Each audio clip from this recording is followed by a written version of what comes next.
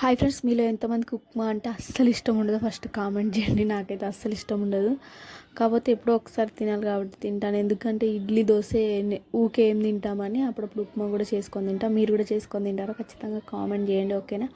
నాకైతే ఉప్మా ఆయిల్లో వేయించితేనే కొంచెం తినబుద్ధి అవుతుందండి. ఉత్తిగా కూడా చేస్తారు, అస్సలకే బాగుండదు. అట్లా ఎప్పుడైనా కానీ ఉప్మాని కొంచెం ఆయిల్లో వేయించి చేసుకోండి, అప్పుడు టేస్ట్ అయితే చాలా బాగుంటుంది.